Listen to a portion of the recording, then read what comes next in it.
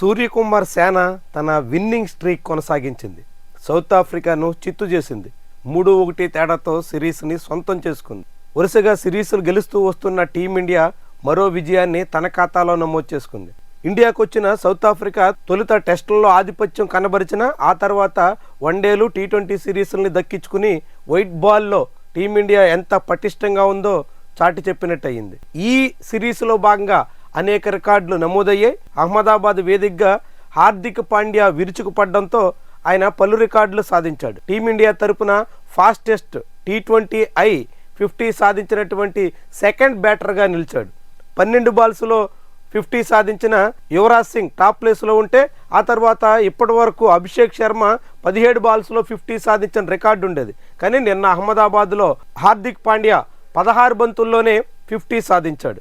అదే సమయంలో 2000 runs T20 ఇంటర్నేషనల్స్లో సాధించి 100 వికెట్లు కూడా సాధించినటువంటి మూడవ ఆటగాడిగా కూడా రికార్డు నెలకొల్పాడు.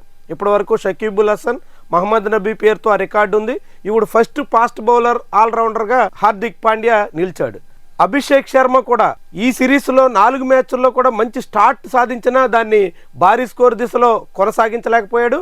కానీ టీమిండియా తరపున ఫాస్టెస్ట్గా 1000 రన్స్ క్లబ్లో చేరినటువంటి ప్లేయర్గా నిలిచాడు. ఇప్పటివరకు సూర్యకుమార్ పేరుతో ఉన్నటువంటి రికార్డుని తక్కువ బంతుల్లో 1000 పరుగులు సాధించినటువంటి ప్లేయర్గా ఇప్పుడు అభిషేక్ శర్మ దక్కించుకున్నాడు.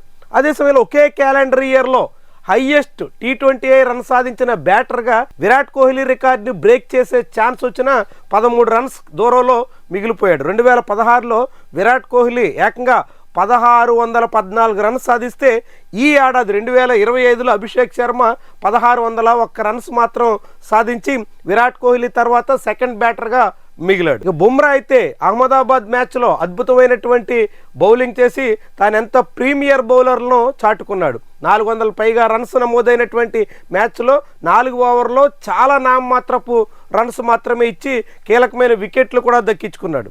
మరొకవైపు మ్యాన్ ఆఫ్ ది సిరీస్గా నిలిచిన వరల్డ్ టీ20 నెంబర్ 1 బౌలర్ వరుణ్ చక్రవర్తి ధారాళంగా రన్స్ 53 రన్స్ వరకు 4 ఓవర్లకే సమర్పించుకున్న కీలకమైన 4 వికెట్లు తీసి విజయంలో ముఖ్యమైనటువంటి పాత్ర పోషించాడు. ఈ సిరీస్ మొత్తంగా 10 వికెట్లు సాధించి ఒక్కొక్క టీ20లో 2 వికెట్లు చొప్పున మొదటి 3 మ్యాచ్ల్లో సాధించి చివరి మ్యాచ్లో 4 వికెట్లు దక్కించుకున్న వరుణ్ చక్రవర్తి మొత్తం 10 వికెట్లతో మ్యాన్ ఆఫ్ ది సిరీస్గా నిలిచాడు. మొత్తంగా టీమిండియా ఆల్రౌండ్ పెర్ఫార్మెన్స్ని ప్రదర్శించింది. అందులో బ్యాటింగ్లో హార్దిక్ పాండ్యా, తిలక్ వర్మ అద్భుతంగా రాణించారు. బౌలింగ్లో బుమ్రా, వరుణ్ చక్రవర్తి అండగా నిలబడ్డారు.